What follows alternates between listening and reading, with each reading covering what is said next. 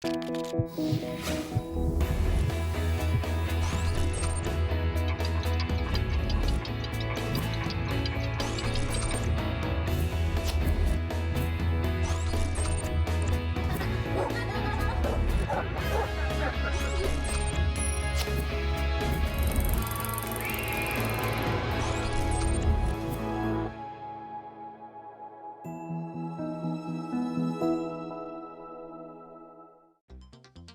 poder caminar, no poder tomar objetos y tener dificultad para comer y hablar son tan solo algunas de las complicaciones que viven los pacientes con una distrofia muscular. Quienes la padecen desde una edad temprana necesitan silla de ruedas y posteriormente asistencia, pues sus brazos y manos dejan de responderles. La distrofia muscular es un trastorno que debilita los músculos que ayudan al cuerpo a moverse. Actualmente no tiene cura. Sin embargo, los especialistas están intentando encontrar las mejores formas de tratar los síntomas con la finalidad de que quien la padezca tenga una mejor calidad de vida. Hoy, en Diálogos en Confianza, los especialistas nos hablarán sobre las distrofias musculares. Bienvenidos a Diálogos en Confianza, ¿cómo están? Soy José Bandera Quijano y el día de hoy tenemos un tema muy interesante, una enfermedad que probablemente nunca hayan escuchado de ella, es poco común, pero aquí en Canal 11 nos interesa mucho que aprendamos de todo y que sepamos distinguir las cosas o detectarlas a tiempo para que se puedan tratar lo más pronto posible. Hoy vamos a hablar de las distrofias musculares. Vamos a ver que en el organismo existen diferentes tipos de músculos, pero vamos a hablar del músculo esquelético, el estriado, el que nos permite movilizarnos. ¿Qué sucede cuando poco a poco empieza a dejar de funcionar el músculo, cuando ya no puede llevar sus acciones? De esto vamos a hablar aquí hoy en Diálogos en Confianza. Me acompaña Oscar Virués. Oscar, ¿cómo estás? Muy buenos días, pues qué gusto saludarte, mi querido Pepe, y comenzar una semana más aquí en Diálogos en Confianza. Por supuesto, saludar a todas las personas que nos acompañan y que participan a través de las redes sociales. De hecho, la dirección para seguir el programa en vivo a través de internet es www.canal11.mx/diálogos. El número telefónico para marcar y comunicarnos sus dudas, 51 66 4000. Saludamos con mucho gusto a las personas que hoy nos acompañan aquí en el estudio de Canal 11. Por supuesto, también a quienes nos pueden ver a través de la señal internacional de nuestro canal. Y ya estamos listos para recibir sus llamadas. Sobre todo esto que decías, Pepe, creo que es muy importante. Tal vez en nuestra familia nunca se presente esta enfermedad, pero si nosotros conocemos a alguien, a un vecino, a un compañero de trabajo que está viviendo los síntomas de algo parecido y tenemos la información, qué importante es conocer siempre un poco más y poder recomendarle tal vez, oye, ¿por qué no mejor vas a este otro especialista? O ve Diálogos en Confianza y te vas justamente a enterar un poco más de cuáles son los síntomas, ¿no? ¿Sabes qué? Lo que yo creo que es muy importante, y en medicina nos movemos mucho en la estadística, pero cuando tú eres la estadística o alguien de tus familiares es la estadística, ¿qué tal si eres uno en un millón? ¿Qué importan los 999,000 extras? Sino el problema es tuyo y cada quien somos una persona individual que nos interesa saber. Entonces vamos a platicar de esto el día de hoy y qué mejor manera que de empezar el programa antes de presentarles a nuestros panelistas que conocer un testimonio de un padre de dos gemelos que padecen esta enfermedad. Vamos a verlo. Cuando lleguen allá, van a regresar hasta acá, hasta las huellitas. Igual a la velocidad. Tengo 38 años y tengo un par de gemelos con distrofia muscular de Duchenne. Es una situación que se nota desde los 2 años, ya la falta de movilidad en ellos. Nadie sabía qué era, los veían sanos, los llevé con un ortopedista para que les vieran los pies porque se les estaba haciendo su pie equino, que es pararse de puntitas. Ya posteriormente, viendo que se levantaban en forma de gober, que es sin doblar las piernas, pues ya hicimos los exámenes pertinentes y ya nos dimos cuenta que tenían Duchenne.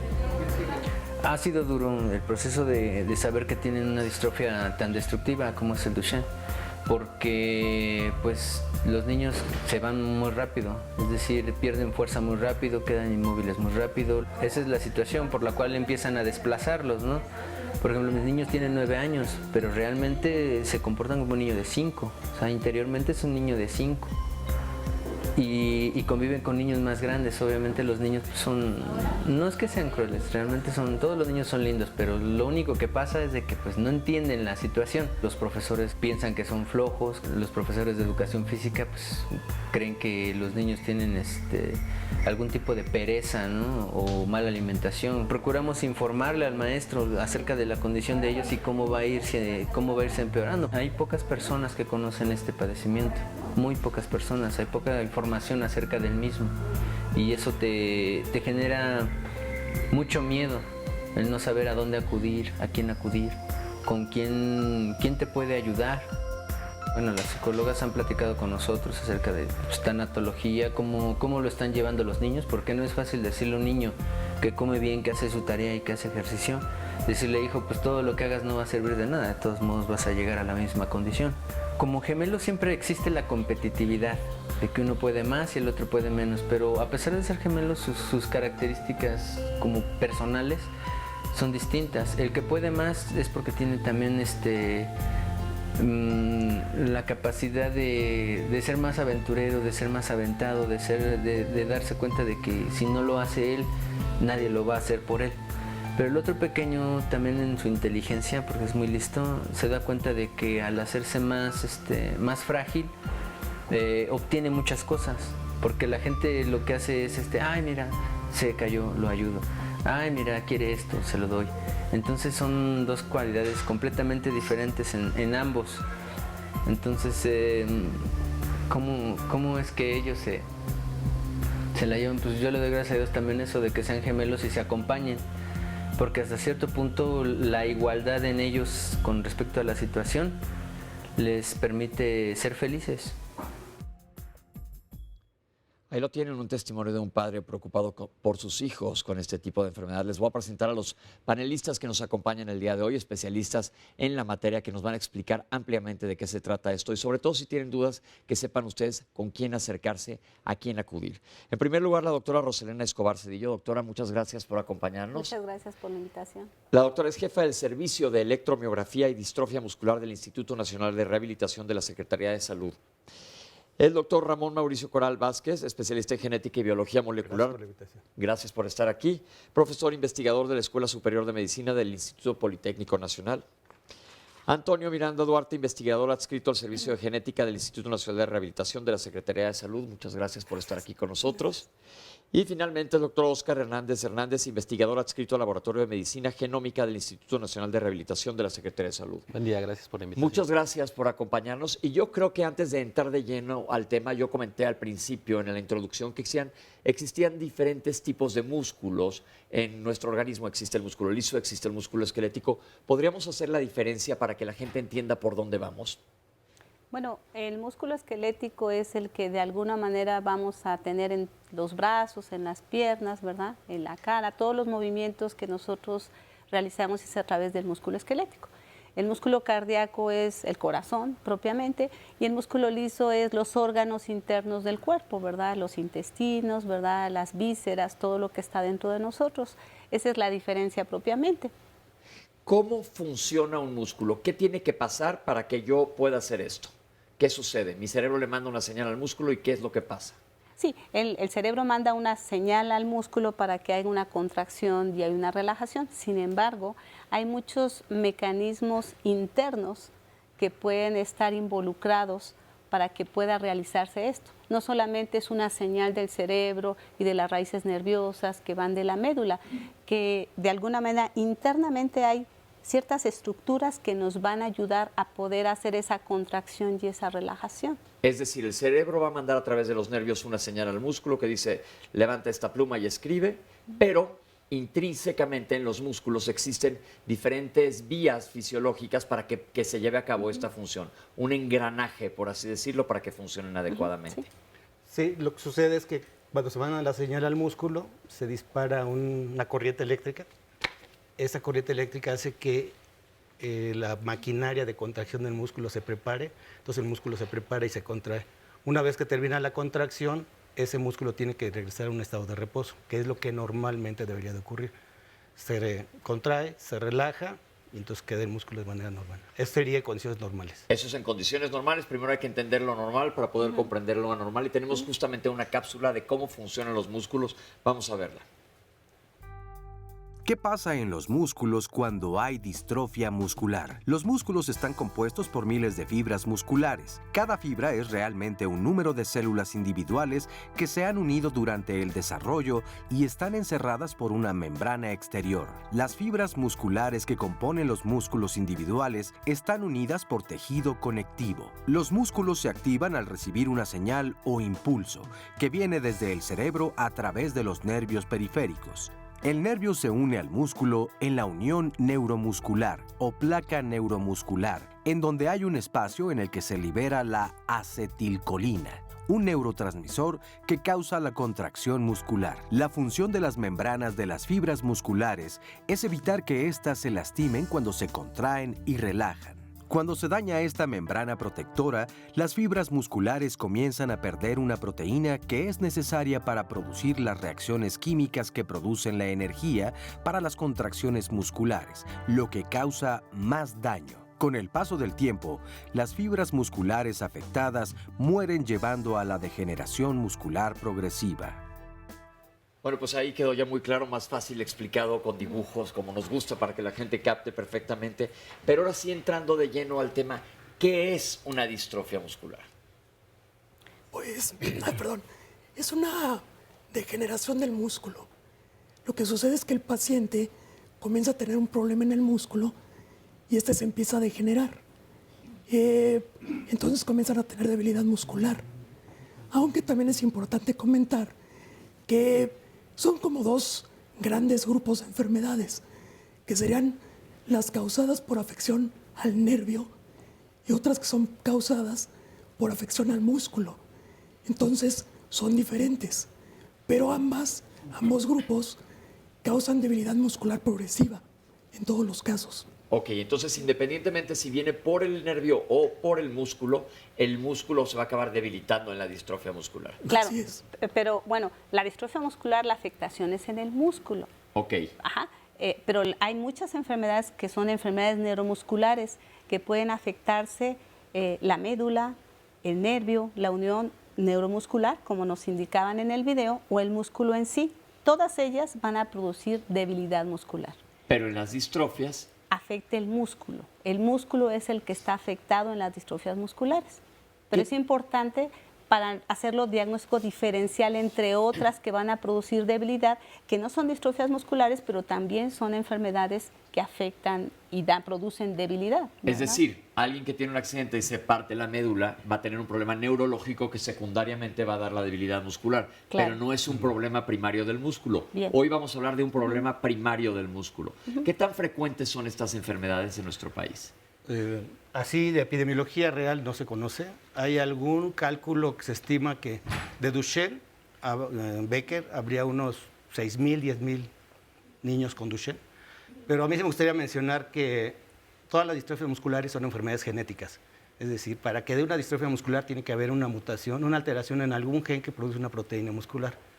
Esa alteración es la que hace que falle alguna de las proteínas del músculo, algún sistema del músculo, puede ser la membrana, el núcleo, el citoesqueleto, la parte contráctil, y todo eso desemboca en la degeneración. Actualmente existen, cuando estudiamos año con año salían 2, 3 nuevos genes que causan distrofia muscular. Yo me quedé en la cuenta que hay más de 50 genes que causan distrofia muscular, lo cual quiere decir que hay varios tipos de distrofia muscular, genéticamente hablando y también por la forma en que se presenta la enfermedad. Ok, antes de hablar de distrofias específicas, vamos a meternos un poco en genética, porque esto puede alterar, por ejemplo, el padre que tiene 2 gemelos, ¿qué tanta incidencia, qué tanto se expresa la genética en este tipo de enfermedades? Es decir, tú puedes tener el gen, ¿qué quiere decir esto? Que en tu disco duro, en la información que tienes en tus células, está el gen que puede expresarse o no. Ahora, padres que lo tengan, ¿qué tanto lo pueden transmitir a sus hijos? Pues va a depender del tipo de herencia. Tenemos 3 tipos de herencia en general. Nosotros le decimos dominante cuando una persona lo tiene y luego en la siguiente generación y en la siguiente generación, no salta generaciones. Hay otro tipo de herencia que es recesiva, en esa salta generaciones. Entonces lo puede tener un tío después un sobrino nieto, y así se puede saltar generaciones. Y las ligadas al X, en las cuales las mamás pueden ser portadoras, no se enferman, pero los hijos sí pueden tener la enfermedad. Entonces, pues dependiendo del tipo de herencia y del tipo de distrofia, va a ser la posibilidad de que se repita o no. Entonces existe una gran variabilidad de herencia, de potencial genético, dependiendo de cómo sea la herencia en cada una de ellas. En el caso que vimos, son 2 gemelos afectados. Esto, ¿por qué es? O si el padre, tendríamos que ver cuál de las distrofias tiene, pero qué posibilidad tiene de tener más hijos con el mismo problema. Bueno, también va a variar. Lo que pasa es que en este caso es posible que la mamá sea portadora, ya que tiene 2 gemelos afectados. En Duchenne nos pasa mucho cuando vemos a los pacientes que no tienen antecedentes. Más o menos como el 30% de los pacientes no tienen antecedentes. Entonces, el cambio en el gen pudo ser en el paciente directamente o a veces en la mamá, pero es un poco complicado detectarlo. Ok, estamos hablando de distrofias musculares y ya van 2 o 3 veces que salen nombres propios, porque yo creo que va a ser muy importante ahorita que regresemos del corte, que nos expliquen cuáles son los grandes grupos. Oscar, ¿ya han llegado alguna llamada para que la vayamos anotando antes de ir al corte? Sí, tenemos algunos comentarios. Nos dice, por un lado, Alejandra Benumea González, las distrofias musculares no solo, son solo degenerativas.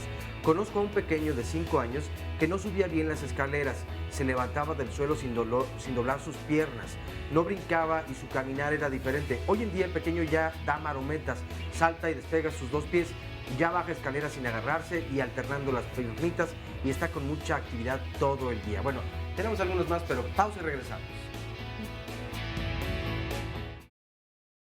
Ok, vamos.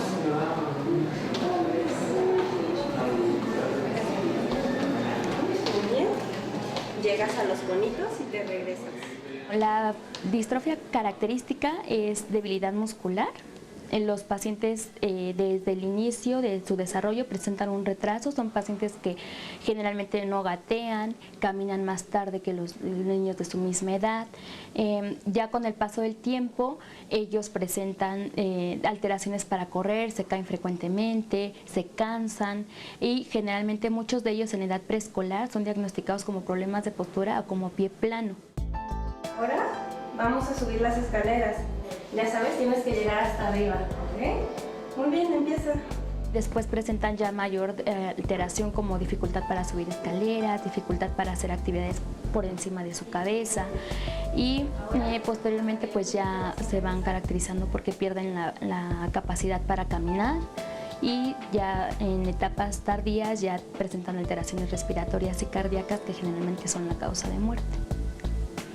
Las pruebas clínicas en la distrofia muscular consisten en un examen clínico completo de rehabilitación en el que se explora al paciente desde su postura, su marcha, se les hace una exploración de los arcos de movilidad, contracturas, fuerza muscular, sensibilidad, todo esto para valorar pues, qué músculos son los más debilitados. Después de terminar la exploración clínica como con cualquier otro paciente, se les hacen pruebas especiales, que son algunas como son pruebas cronometradas, en el que medimos cuánto tiempo tardan en caminar 10 metros, cuánto tiempo tardan en ponerse una camiseta, en subir escaleras si es que todavía lo pueden hacer, en levantarse del piso. Y se les hacen algunas escalas especiales para valorar la funcionalidad de miembros superiores, de miembros inferiores y algunas otras pruebas que valoran como ya actividades de la vida diaria, como escribir, voltear las hojas de un libro, pararse de una silla, etc. La importancia de las pruebas clínicas es que estas nos permiten orientarnos hacia un diagnóstico, ver qué músculos son los más débiles, qué funciones son las que se complican más en el paciente, qué es lo que le está costando trabajo, y esto nos permite irnos orientando hacia qué otras pruebas podemos hacer en laboratorio. Las pruebas clínicas no son suficientes, nos pueden orientar hacia el diagnóstico, pero se necesitan otras pruebas especiales, ya sea en laboratorio, en el que se le piden al paciente pues exámenes generales y el perfil muscular en el que se valoran las enzimas musculares. Esto nos permite descartar si es otra enfermedad, por ejemplo. Y pues ya después se le pueden pedir otros estudios especiales como biopsias musculares o el estudio genético. Allí tenemos, como decías en un principio, Pepe, pues es muy importante desde luego las pruebas clínicas, cómo se deben de realizar, con quién se deben realizar, y aún así, como nos decía el especialista, de pronto hay dudas todavía, ¿no? Hay que seguir analizando. Les leía yo en el bloque anterior un comentario, no terminé de hacerlo bien. Alejandra Benumea González nos decía, las distrofias musculares son solo degenerativas. Conozco a un pequeño de 5 años que no subía bien las escaleras, se levantaba del suelo sin doblar las piernas, no brincaba y su caminar era diferente. Hoy en día el pequeño ya da marometas, salta y despega los 2 pies, ya baja escaleras sin agarrarse y alternando las piernitas y está con mucha actividad en todo el día. Mejoró su marcha y trepa con un poco de dificultad, pero ya lo hace. No nos dice cuál es el tratamiento o cuál fue incluso el diagnóstico que le dieron, pero bueno, esta es la experiencia que nos cuenta. Ahora podrán profundizar un poco más. Guillermina Vázquez López nos dice, ¿a qué se debe? ¿Es hereditario? Ya hablaban eso en el bloque anterior. ¿Y puede ser un factor si no se tomó ácido fólico durante el embarazo? Klaus Abadí, terrible enfermedad. Mi hermano murió en diciembre de 2014 a los 56 años. Le diagnosticaron distrofia muscular de Duchenne en el Seguro Social, pero investigando se me hace raro por la edad. Él nació con 5 aplicaciones de forceps y de hecho lo metieron a la incubadora. Caminó hasta los 4 años. Era un poco lento y se caía con frecuencia. Pero lo extraño es la edad que alcanzó. Ya en los últimos años, por cierto, con 140 kilogramos de peso, lo tenían que levantar con grúa mecánica y dormir en cama de hospital y oxígeno. Fue afectando desde miembros inferiores a superiores. Murió de un paro cardíaco. La verdad, él opina al final, o nos agrega, falta mucha inversión para la investigación en esta enfermedad. Pues gracias por compartirlo, Klaus, y además pues lamentamos la muerte de tu hermano. Silvia nos dice, ¿cuál es la diferencia entre distrofia y la atrofia de sistemas múltiples? Gladys Velasco, tuve un hermano con distrofia muscular, vivió 28 años, 10 meses. Cuando tuvo un problema en el hospital, le inyectaron a mi hermano Dormicum y a mi hermano no le funcionaban los músculos. Los médicos no saben cómo tratar a estos pacientes, son muy ignorantes y no tienen cerebro, agrega al final.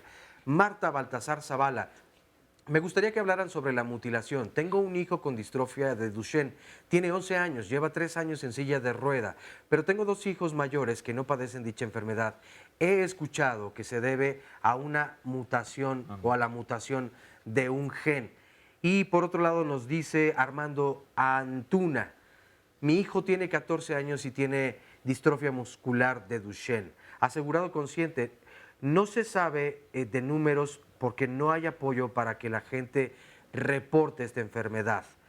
Y Osman Gulrich dice, mi hermana cuando acudió a terapia, la psicóloga le indicó que debía renunciar a todo y comenzar de nuevo.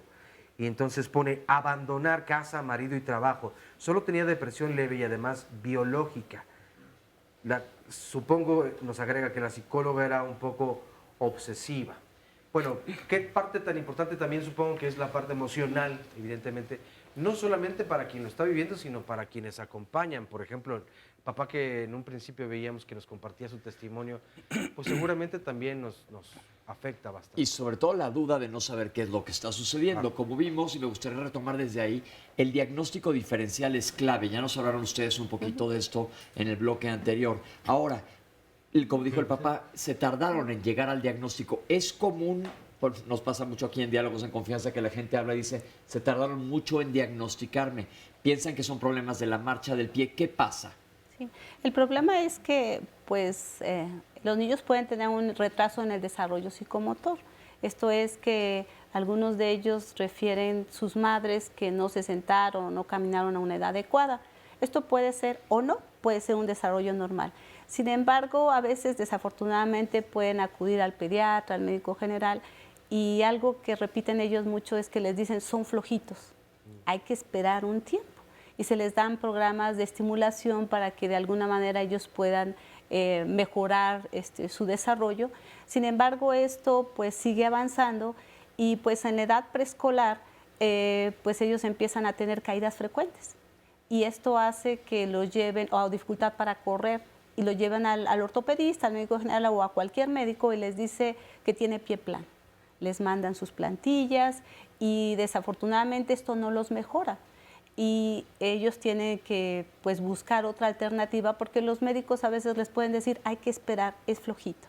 Entonces, como veíamos, es importante ante la sospecha de que el niño no mejora con algunas plantillas, poder valorar los músculos, hacer maniobras que nosotros utilizamos como levantarse del suelo, como caminar, para ver si hay un cierto grupo muscular que está afectado y entonces después de esto determinar si hay un estudio que se llaman estudios enzimas musculares, creatinfosfoquinasa, que no se pide frecuentemente, solamente ante la sospecha que haya un problema muscular y si este estudio sale alterado, este es un indicativo de que hay un proceso en una afectación a nivel del músculo, que puede ser una distrofia muscular cualquiera, ¿verdad? Okay. Ahí sí, bueno, quisiera mencionar que estas enzimas que se miden, el problema es que luego no son muy específicas. O sea, subir una escalera, correr, pueden disparar también porque también hay daño al músculo. Entonces, los niveles de estas enzimas pueden subir o bajar.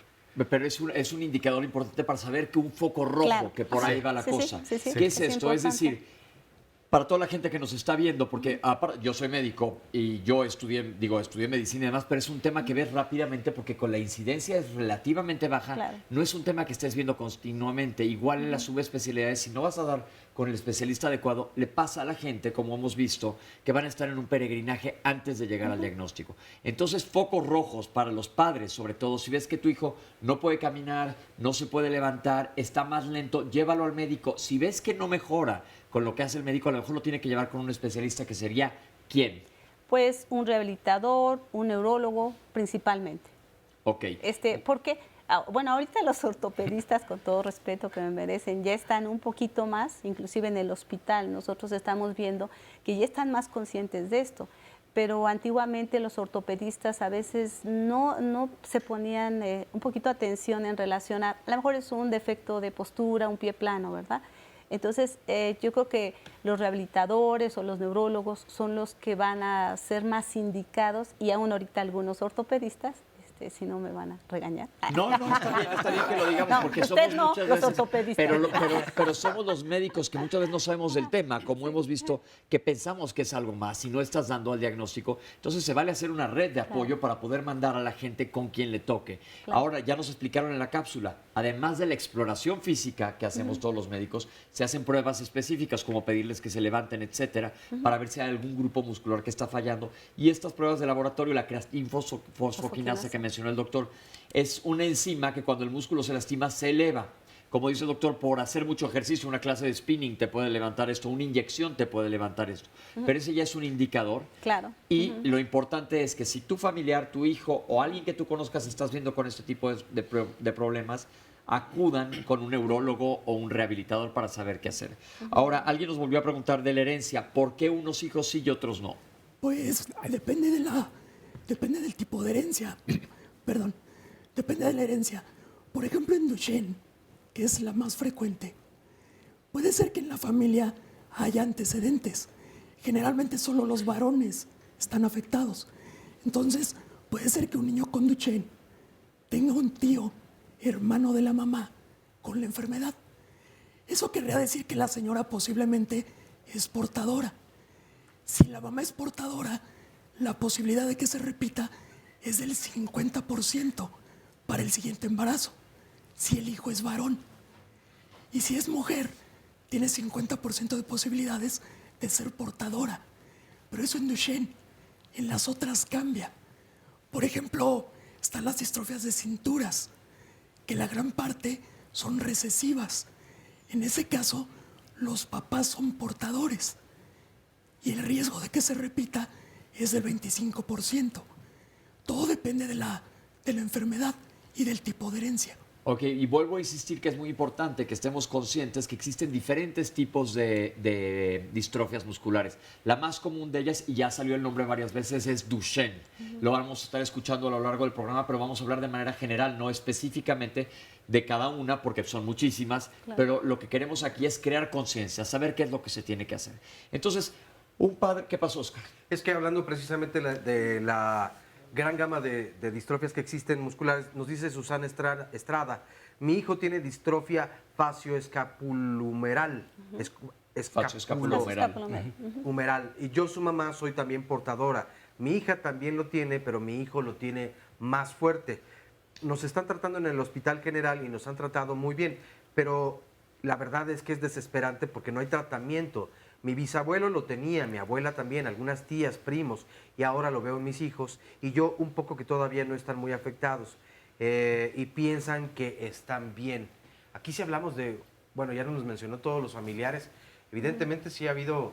Historia familiar Generaciones. importante en este caso. Sí, en este caso es una enfermedad dominante. Entonces, es muy claro que varios pacientes se presentan en varias generaciones. También es común que la afección varíe. Aunque sean parientes, no tienen la misma evolución. Entonces, unos están más afectados que otros y otros menos. Pero este es dominante. Entonces, en este caso, el riesgo de que se repita es del 50%, sea hombre o sea mujer. Una pregunta, ¿cuánto tiempo en promedio tarda un paciente, los papás de un paciente, en que empiecen los síntomas a llegar al diagnóstico certero? Lo que pasa es que depende. Ahorita ya nos empezamos a complicar un poquito, porque al hablar de Duchenne decíamos, y en algunas cinturas, distrofias de cinturas, es esto que habíamos manifestado de dificultad para correr, caminar, subir las escaleras. Sin embargo, todo depende. Quisiera primero hablar de que hay diferentes tipos de distrofias. Uno es Duchenne y Becker, que se denominan distrofinopatías porque la deficiencia está en la proteína distrofina. Las otras serían distrofias de cinturas, que es un gran grupo, como mencionaba el doctor Miranda, en donde pueden ser autosómicas, dominantes o recesivas, que son como 40. O sea, luego hay otro que es distrofia fascioescapulohumeral, en donde se afecta la cara, la cintura escapular y algunas veces las piernas. Déjame interrumpir, la cintura escapular, a los que no sepan, son los hombros, básicamente es esta cintura acá sí, arriba. sí. Los hombros, la cara y a veces las caderas. La otra se denomina médicamente oculofaringia, que es la afectación de los ojos y para deglutir. La otra sería congénita, que es cuando ya nacen y tienen las manifestaciones de debilidad y algunos problemas desde el nacimiento. O sea, que no se esperaron, sino que desde que nacieron ya empezaban los problemas. La otra es distrofia miotónica, que son los pacientes que cuando saludan o contraen los músculos de la mano les cuesta trabajo relajarse. Esto se llama médicamente miotonía y tienen dificultad para soltar las cosas. Esta es la distrofia miotónica. Como si se quedaran trabados. trabados. Ajá. Esta es la distrofia miotónica. Y hay algunas otras especiales, como miopatías distales o otra con un nombre que se llama Emery-Dreifuss, que puede tener afectación al corazón principalmente. Y muchos de estos pacientes debutan por problemas del corazón y pueden tener síndrome de que se mueren de repente, ¿verdad? Y ya después van valorándolos y tienen debilidad muscular. Entonces, como vemos, de las distrofias musculares es una gran gama, o sea, son las principales, ¿verdad? Ok, ahí lo tenemos que irnos a un corte, perdón, doctora, ahorita regresamos con usted, estamos en distrofias musculares, ya volvemos.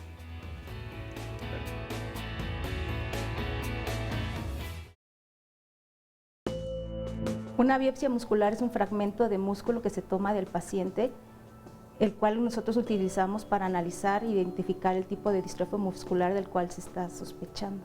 La biopsia muscular es un proceso quirúrgico el cual se lleva a cabo en el servicio de ortopedia. El fragmento de músculo nosotros lo procesamos de tal manera que nos permita identificar la presencia o la ausencia de determinadas proteínas que son responsables de la distrofia muscular. Una vez que se toma la biopsia de músculo, esta es procesada en el departamento de patología del instituto, en donde se congela el músculo, se hacen cortes micrométricos, los cuales son colocados en laminillas, las cuales a nosotros nos hacen llegar para llevar a cabo la técnica de inmunofluorescencia, la cual se utilizan 13 anticuerpos diferentes que reconocen 13 proteínas diferentes. Entonces, dependiendo del resultado que se obtenga de esta técnica, nosotros sabremos en ese momento qué proteína está presente, disminuida o ausente. Entonces, dependiendo de en qué estado se encuentre la proteína en el músculo, nosotros podemos asociarla al tipo de distrofia muscular. Y esto es muy importante debido a que, dependiendo del tipo de distrofia, es el tipo de tratamiento farmacológico que se le da al paciente e incluso de terapia física. Vamos a retomar ahorita esta cápsula sobre la biopsia para que nos expliquen los panelistas de qué se trata y cuándo se llega a hacer. Pero estoy aquí en el público y tenemos unos testimonios que nos quieren platicar cómo ha sido su historia. Estoy con Eva, que es mamá de Adrián. Hola, Eva. Hola, buenos días. ¿Qué mensaje te gustaría darle al público? Bueno, ¿Cómo fue su historia? Bueno, mi historia es algo rápido, porque yo tuve un hermano con distrofia muscular. Yo soy, ahorita que estaban hablando de la gente portadora, yo soy portadora, porque tengo a un hermano. Adrián tiene distrofia muscular también. Duchenne, a los 2 años yo me di cuenta que él tenía el problema porque yo ya tenía cierto conocimiento. Él empezó a tener problemas para subir escaleras, entonces yo fui inmediatamente a pediatría y le hicieron una prueba de enzima y salió altísima. Entonces, de esa forma lo diagnosticaron a él. Entonces, ya empezó nuestra búsqueda de encontrar un lugar donde se le diera la atención adecuada. Y es cuando nosotros nos acercamos al Instituto Nacional de Rehabilitación con la doctora Escobar. Y ahí hemos iniciado todas las terapias y hemos salido adelante bien, haciendo todo lo que se necesita. ¿Y cómo vas, Adrián? ¿Qué nos quieres decir tú? ¿Cuántos años tienes? Tengo 18 y me va muy bien. ¿Te va muy bien? Sí. Ok. ¿Cómo conllevas tú tu enfermedad? Te veo ahorita que te vi movilizarte ahí, ya dominas perfecto, ¿verdad? Sí, pues me he adaptado a la situación y pues la he afrontado de manera positiva. Sí, sí. Tu mamá ahorita me dijo, antes de que arrancáramos con las cámaras prendidas, una palabra muy importante: aceptación. Sí, sí, aceptación. ¿Cómo manejan esto? ¿Cómo lo has manejado tú? Pues desde siempre pues lo he aceptado. Mi mamá me ha hablado con la verdad siempre y pues yo lo he tomado bien desde chiquito. ¿Y qué le dirías tú a otros pacientes que te están viendo ahorita en cámara? ¿Qué les recomendarías? Pues que le echen muchas ganas porque en esta época ya hay otras posibilidades y pues el futuro es mejor. Bueno, va a ser mucho mejor. Ok, muchas gracias, Adrián. ¿Algo que nos quieras decir más, Eva? Sí, que no se queden con el diagnóstico. Ahorita los médicos están dando un diagnóstico muy fatalista. Yo creo que hay que adecuarnos ya ahorita para todos los avances que hay, todo lo nuevo. O sea, ya tienen una posibilidad de calidad de vida mejor cada vez. Entonces, que no se pierdan la esperanza. Hay muchas cosas por hacer. Suele pasar mucho en medicina que cuando escuchamos un diagnóstico de lo que sea, nos damos un susto terrible y tendemos a pensar de una manera muy fatalista y no estamos viviendo en el presente. Sí, sí. Que esto es lo que están haciendo ustedes ahora. ¿Y qué tal te la pasas? Pues muy bien, sí hago lo que me gusta, actividades, soy artista plástico, entonces hago todo lo que me gusta. Sí, perfecto. Sí, deporte también. ¿Qué haces de deporte? Un deporte paraolímpico que se llama bocia. ¿Y qué tal? Y pues muy bien, ya ese está a nivel internacional. Voceibol. Ajá, bueno, se llama bocia. Sí. ¿Y estás contento? Y muy contento. Pues muchas felicidades, qué bueno. Y la actitud sobre todo es una cosa muy importante. Gracias, Adrián, y gracias, Eva. Sí, muchas gracias. Tenemos por acá otro testimonio. Hola, Leo, ¿cómo estás? Bien. ¿Y tu mamá se llama Esther? Hola, Esther. Hola, buenos Platíquenos su caso. Bueno, en nuestro caso fue primera vez en la familia. Yo me di cuenta por mi hijo, se caía mucho. ¿Qué edad tenía Leo? Tardó en caminar. Él caminó a los 2 años. Se caía mucho. Él tenía 5 años cuando yo me di cuenta de que algo pasaba, no era normal. De ahí ya le hicieron algunos estudios y fue donde arrojó que tenía distrofia muscular y fue con la doctora Escobar también. Perfecto. Sí. ¿Y cómo va tu vida, Leo? Bien. ¿Te da pena la cámara? Platícame nada más a mí, no hagas caso a la cámara. No. Está bien. ¿Estás estudiando? Sí. ¿Vas bien o más o menos? Sí, voy bien. ¿Y estás recibiendo terapia física? Sí. ¿Cuántas veces a la semana? Física diario. Diario. ¿En casa le dan terapia física? Sí, estiramientos diario. ¿Qué les gustaría a ustedes decirle a la gente que nos está viendo? Bueno, que Bueno, más que nada los padres que tengan mucho cuidado con los niños. Luego a veces catalogan a los niños de que son flojos, pero muchas veces no es así, o sea, algo pasa, o sea, no es normal que, por ejemplo, un niño se caiga, que tarde en caminar, o sea, mucho ojo con eso. Ok, que estén pendientes. Pendientes, sí. ¿Algo que le quieran preguntar a nuestros panelistas? No, pues creo que ahorita no. Están bajo buenas manos y buenas recomendaciones de los panelistas.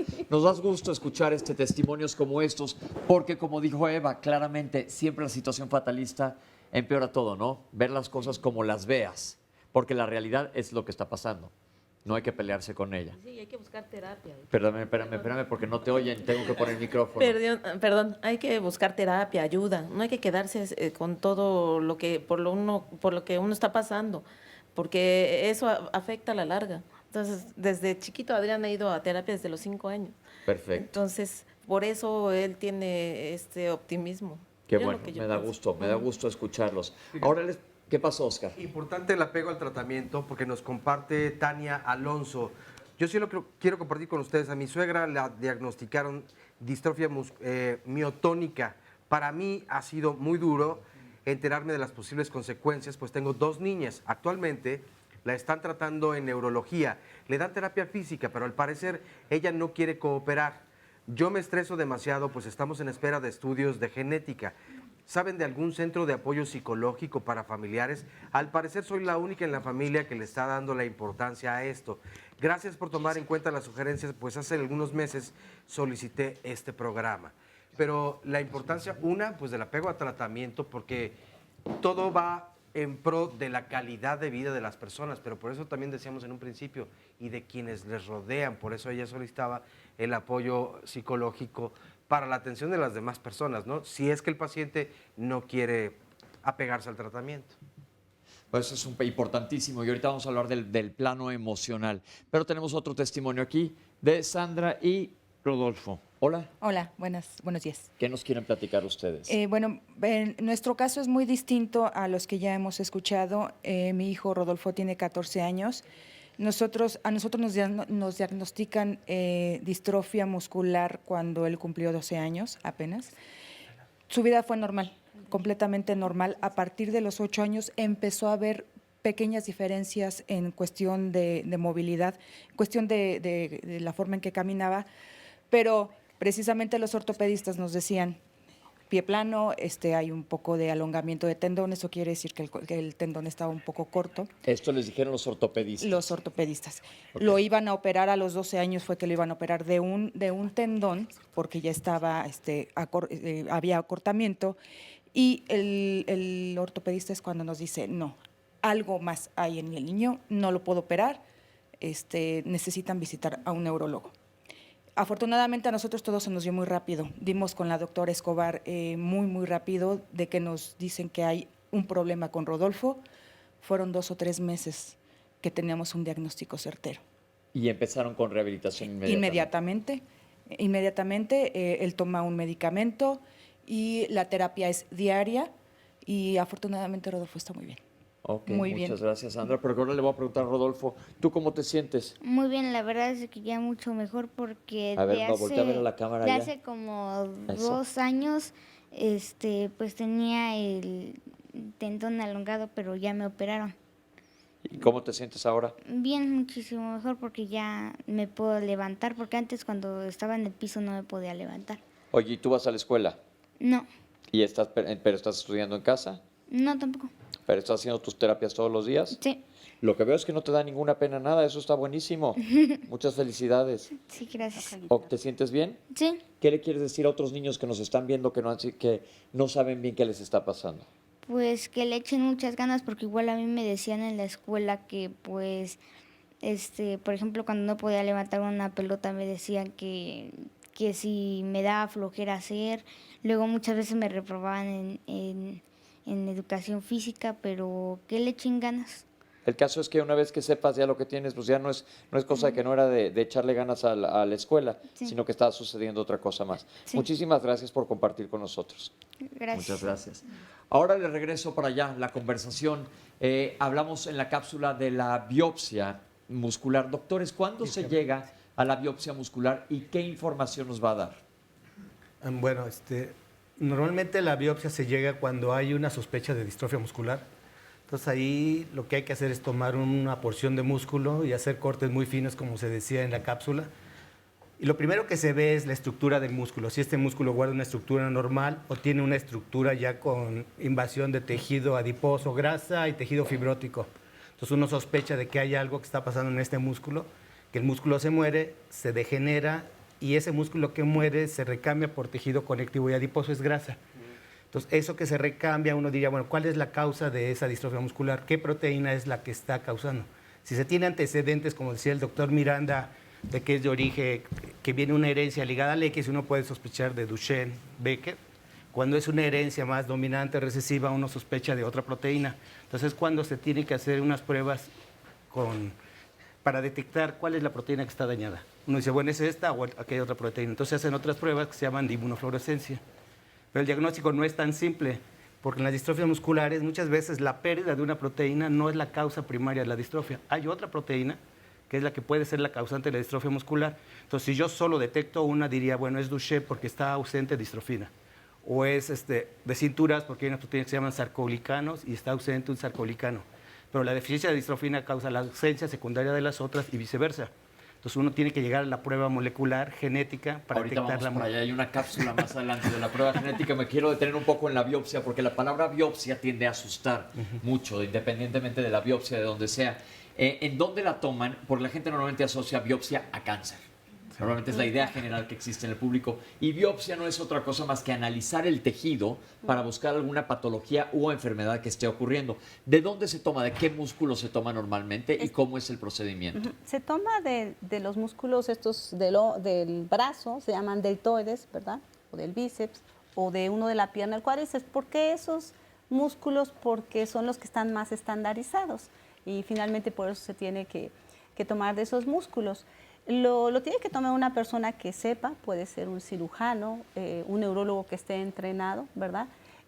A los niños se prefiere con sedación, a los adultos puede ser con sedación o sin sedación, pero lo importante es que cuando se va a tomar la biopsia no se infiltre el músculo con un anestésico, porque esto podría cambiar la estructura del músculo y dar algunos datos que no fueran importantes. Entonces, algo importante es que si se pone anestesia sería nada más en la piel superficial, pero no que no entre al músculo.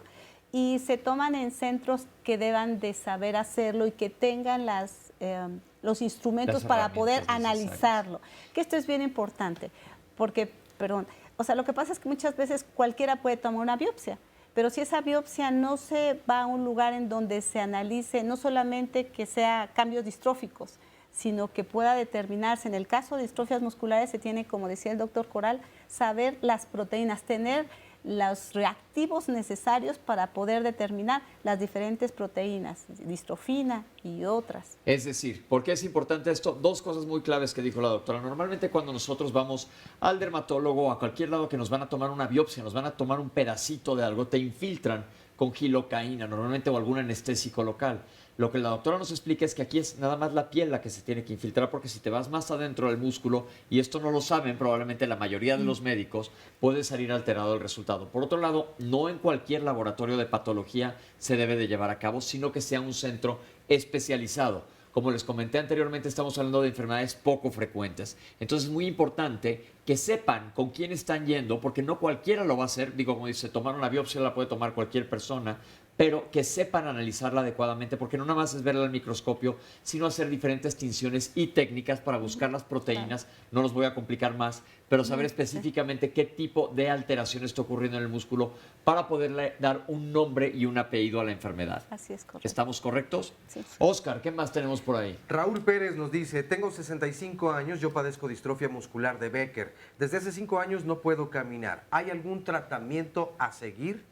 Roxana Quiroz Hernández, de Tlalpan. ¿Cuáles son los principales síntomas de la distrofia miotónica?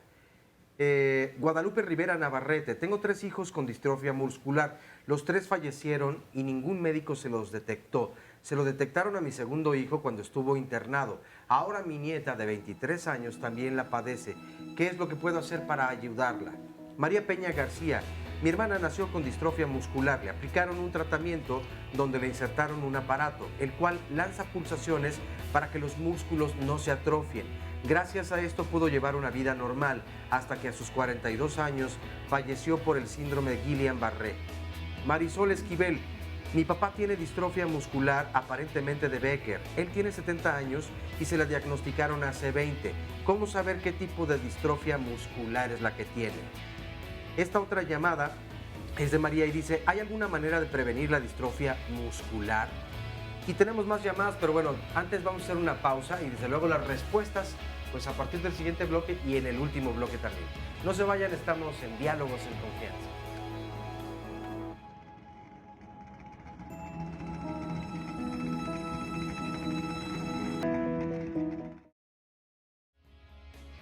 Regresamos a Diálogos en Confianza. Bueno, y mañana también hablaremos acerca de un importante tema: cómo educar en la equidad y el género. ¿Saben ustedes a qué se refiere desde luego este tema? O sea, cuando se habla de equidad y de género. Equidad, obvio, equilibrio. Género, pues se piensa normalmente género masculino y femenino. Pero la realidad es que cuando hablamos de género es lo que normalmente la sociedad ha impuesto como que debemos hacer tanto las mujeres como los hombres. Las mujeres no pueden jugar fútbol. ¿No pueden? Pregúntenle a Marigol a ver si opina lo mismo. Los hombres no pueden dedicarse a las actividades que están hechas para las mujeres. ¿Qué actividades son las que están hechas para las mujeres? En realidad es que hombres y mujeres podemos hacer lo que querramos y para lo que estemos capacitados, evidentemente. Pero hablar de equidad de género es decir que las mujeres y los hombres tenemos o debiéramos tener las mismas oportunidades para hacer de verdad lo que querramos. Así que, ¿cómo educar a las hijas y a los hijos en este tema? Mañana los especialistas y las especialistas lo dirán, para que no se lo pierdan. 5341-4435 es el teléfono para que llamen y aparten un lugar aquí en el estudio de Diálogos en Confianza. Vamos a ver a continuación el resumen de la primera parte del programa y enseguida un testimonio de una persona que vive con una distrofia muscular y que ya es un adulto. El músculo esquelético es el que de alguna manera vamos a tener en los brazos, en las piernas, ¿verdad? En la cara. No solamente es una señal del cerebro y de las raíces nerviosas que van de la médula, que de alguna manera internamente hay ciertas estructuras que nos van a ayudar a poder hacer esa contracción y esa relajación. Es una degeneración del músculo. El paciente comienza a tener un problema en el músculo y este se empieza a degenerar. Entonces comienzan a tener debilidad muscular. Son como dos grandes grupos de enfermedades, que serían las causadas por afección al nervio y otras que son causadas por afección al músculo. La distrofia muscular, la afectación es en el músculo. Hay muchas enfermedades que son enfermedades neuromusculares que pueden afectarse la médula, el nervio, la unión neuromuscular o el músculo en sí. Todas ellas van a producir debilidad muscular. Todas las distrofias musculares son enfermedades genéticas. Tiene que haber una mutación, una alteración en algún gen que produce una proteína muscular. Pues dependiendo del tipo de herencia y del tipo de distrofia, va a ser la posibilidad de que se repita o no. Los rehabilitadores o los neurólogos son los que van a ser más indicados y aún ahorita algunos ortopedistas. Antes de los 16 yo corría, subía, brincaba, andaba de aquí para allá como si nada. La enfermedad me dio a los 16 años, se puede decir que tengo más de 15 años con ella. Me cansaba al subir escaleras, me fatigaba mucho, empecé a subir mucho de peso, fue un rebote entre sub y bajé.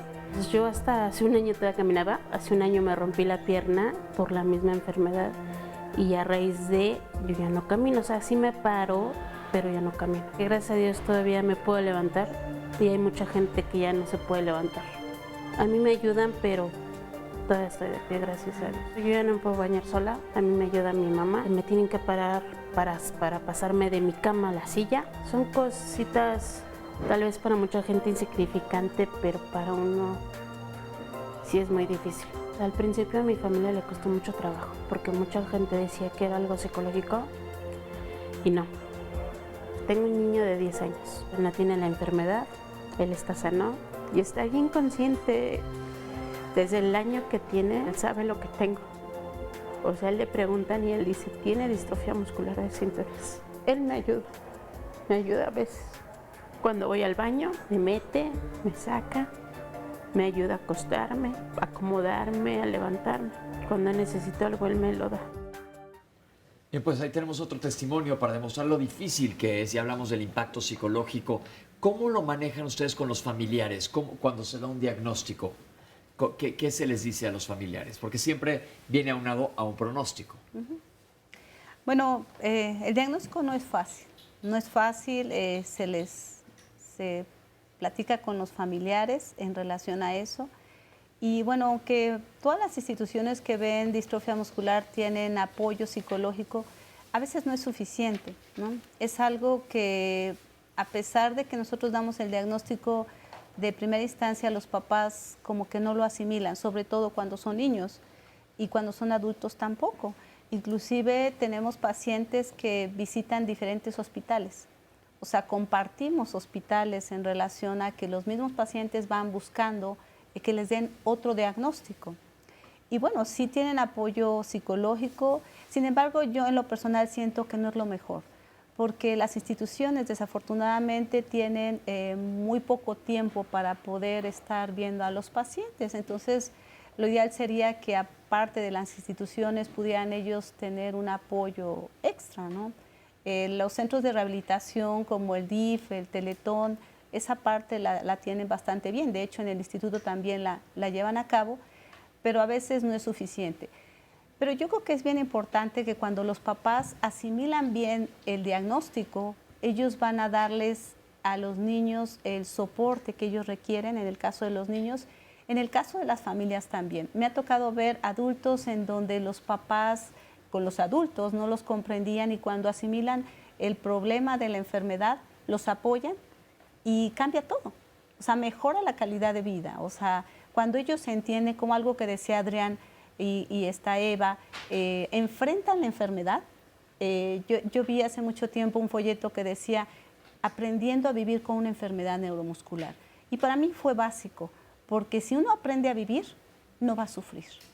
Porque a pesar de que uno tenga la enfermedad, va a empezar a aprender cómo evitar barreras arquitectónicas, qué cosas puedo hacer, qué cosas no puedo hacer, y cómo desarrollar, por ejemplo, el intelecto cuando este no está afectado, para poder hacer muchas otras cosas y poder llevar una vida de lo mejor que se pueda, ¿no? ¿Hay grupos de apoyo?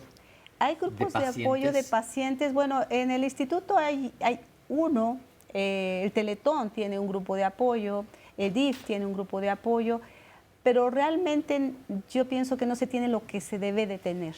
Yo creo que hace falta más para tener grupos más continuos. En las asociaciones de distrofia que existen, hay 4 en el país. Está la Sociedad de Chihuahua, que se llama Enlace, la Sociedad de Guadalajara, Asociación de Distrofia Muscular de Occidente, la Asociación de San Luis Potosí, la Asociación de León y la Asociación de México, que es la Asociación Mexicana de Distrofia Muscular. De alguna manera pueden dar cierta ayuda de soporte, pero todavía falta. O sea, a veces algunas tienen más talleres, otras no, tienen sus carencias, pero yo creo que se necesita más. Ok, perfecto. Ahora ya vimos que el diagnóstico se hace primero que nada clínicamente, o sea, nos apoyamos en estudios de laboratorio, llegamos a la biopsia, y es importante hablar de la parte genética porque se hace también un estudio genética, y tenemos una cápsula que hay que ver para comprender de qué se trata esto y poder regresar aquí al panel para comentarlo con ustedes. Vamos a ver la cápsula de cómo se hace el diagnóstico a nivel genético. Vamos a ver esto. Un estudio genético abarca varias técnicas que podemos hacer nosotros en el laboratorio, desde las más sencillas, que es un cariotipo, donde nos puede dar información a grosso modo de cómo se encuentra el material genético de una persona, hasta estudios más detallados de secuenciación. En la secuenciación ya lo que hacemos es ver uno por uno de los elementos del ADN, que es el material genético, si es que existe algún error que nos esté causando una enfermedad. El diagnóstico de la distrofia muscular se basaba en biopsias y otros estudios de gabinete. Sin embargo, a veces era inespecífico y no podíamos tener un diagnóstico de certeza. La medicina genética o la medicina genómica ha venido a cambiar eso, porque ahora buscamos exactamente en qué gen o en qué parte del material genético de un individuo está el defecto. lo que nos traduce un diagnóstico de certeza. Las distrofias musculares son un grupo muy amplio de enfermedades y muchas tienen características similares. Entonces el diagnóstico genético ha permitido discriminar unas de otras y poder dar al paciente una información más certera y más concisa. El estudio genético se realiza a partir de varias técnicas de biología molecular o lo que conocemos como citogenética molecular. La mayor parte de los estudios genéticos los realizamos con base en sangre del paciente. A partir de la sangre nosotros extraemos los glóbulos blancos, que son los leucocitos. Los glóbulos rojos no nos sirven porque no tienen material genético, son células que no tienen núcleo. Entonces, a partir de los leucocitos, que son los glóbulos blancos, nosotros en el laboratorio hacemos una extracción de ADN total del sujeto, del individuo. Este ADN total, ya digamos limpio, lo podemos usar para varias técnicas de biología molecular. Llevará cierto tratamiento dependiendo de la técnica que vayamos a usar. El tiempo de entrega de los resultados va a depender de varios factores. Uno es el tipo de distrofia muscular que nosotros sospechemos o que estamos pensando en el paciente. Y dos, dependiendo de la distrofia, es la técnica que nosotros debemos de emplear para tener un protocolo de trabajo muy dirigido. La importancia del estudio genético en la distrofia muscular es que es el tipo de estudio que nos va a dar, en la mayor parte de los casos, el diagnóstico de certeza. Es decir, una biopsia puede tener resultados ambiguos en el sentido que algunas distrofias, los hallazgos en la biopsia se parecen mucho y no puedes tener el 100% de seguridad de decir es la distrofia A o es la distrofia B. En cambio, las pruebas genéticas son muy certeras en ese sentido. Una vez que encuentras el defecto en un gen, puedes tener la seguridad de decir es este tipo de distrofia sin temor a equivocarte. Ahí lo tienen para complementar el diagnóstico de ese tipo de enfermedades. Si pudieran ampliarnos un poco más sobre el tema. Sí, claro, como bien se había mencionado aquí en el panel, las enfermedades neuromusculares son muy complejas, son clínicamente heterogéneas. Y el diagnóstico de certeza, como lo mencionaban en la cápsula, está fundamentado en el análisis de la secuencia del DNA para darle nombre y apellido a la enfermedad en cuestión. Y la importancia de este estudio radica en que muchas veces, al llegar a ese diagnóstico de certeza, se evita la biopsia muscular. Hay pacientes, como el caso de la persona que hablaba al teléfono, la distrofia miotónica muchas veces ya no necesita estudios complementarios, estudios adicionales. El estudio genético es el que da la certeza de la patología. Entonces, normalmente se hace antes el estudio genético que de la biopsia. Eso depende de la exploración clínica. Es decir, si llega un paciente, una familia bien encaminada a un instituto en donde conozcan, tengan experiencia en este tipo de patologías, muchas veces se ahorra la biopsia muscular. ¿Sí? Okay. En eso radica la importancia del estudio genético. No solo se le da nombre y apellido a este tipo de enfermedades, sino que se pueden evitar estudios que a veces son muy molestos para el paciente, se ahorra tiempo y se llega más directamente al estudio, al diagnóstico preciso. Ahora, ¿cuál es el pronóstico en general de las distrofias? Porque aquí estamos viendo que es muy importante diferenciar una de otra. Para veamos cuál es el pronóstico y tratamiento, que también es importante hablar de esto. ¿Son diferentes los tratamientos para diferentes tipos de distrofia? ¿Cuál es la importancia de clasificarlas hasta en una unidad única, una entidad única? Es importante porque no es, vaya, la causa genética de una enfermedad no es la misma. El efecto que esta mutación genera sobre el tejido es diferente. Entonces, para atacar un problema debemos conocer la causa, debemos conocer el origen de ese problema para atacar específicamente la consecuencia, ¿sí? Es por eso que es importante clasificar debidamente estas enfermedades neuromusculares. Ahora bien, en función de la clasificación no solo está el tratamiento, o sea, no solo se actúa para el tratamiento en función de la terapia, del estudio genético, sino también se puede hacer una clasificación de pacientes en función del tipo de mutación, generar bases de datos a nivel nacional e incluso internacional, y que estos pacientes puedan, de alguna manera, ser capaces de internarse a protocolos clínicos a nivel internacional o a nivel nacional. A nivel de investigación. Para buscar tratarlos desde la raíz. Así es. ¿Qué tratamientos existen actualmente? Bueno, actualmente el único que puede mejorar la calidad de vida en el caso de distrofia muscular Duchenne es los esteroides. Los esteroides como mucha gente lo sabe, es un medicamento que se usa para muchas cosas, es un inmunosupresor y sin embargo muchos médicos les tienen miedo. pero ya hay guías clínicas desde hace mucho tiempo en donde utilizan este tratamiento porque lo que se ha visto es que mejora la calidad de vida de los pacientes, actúa a nivel de la membrana del músculo, la hace más estable y hace que no se degenere tan rápidamente.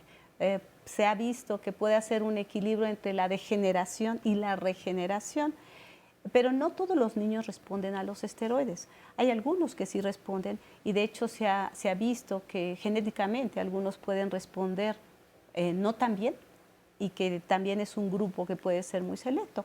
A todos los pacientes que se les da el diagnóstico de distrofia muscular Duchenne, se les ofrece darles el tratamiento de esteroides, pero hay una parte pequeña que no va a responder, pero los que responden les va bien, mejora su calidad de vida. Y ahorita que había esa pregunta en relación al niño que después de que algo le hicieron saltaba y brincaba, no sabemos primero si era distrofia y segundo si ya tiene tratamiento de esteroides, porque los esteroides cuando se da al inicio, por ejemplo a los 5, 6, 7 años, que se dice que es como la fase de luna de miel de la distrofia, es cuando mejor efecto sí tienen los esteroides. Y es sorprendente cómo los niños que se caían ya no se caen.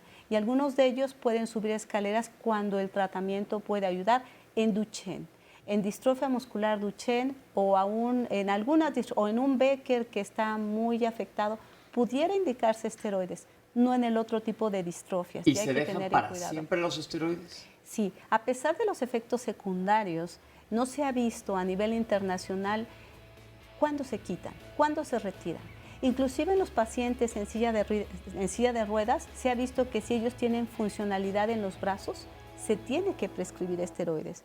Y también se ha visto que una de las complicaciones en la distrofia son las desviaciones de la columna o denominadas escoliosis. Esto también mejora, retardan la función pulmonar, la función del corazón. Si bien tienen efectos colaterales, hay que tratar estos efectos. Ok, entonces básicamente el tratamiento se lleva a cabo con esteroides, que son los esteroides derivados de la cortisona y tiene que estar supervisados por un médico especialista que lo sepa manejar, detectar los efectos colaterales y disminuir lo más posible la dosis. Pero vamos a un corte y regresamos con ustedes, estamos hablando de distrofias musculares.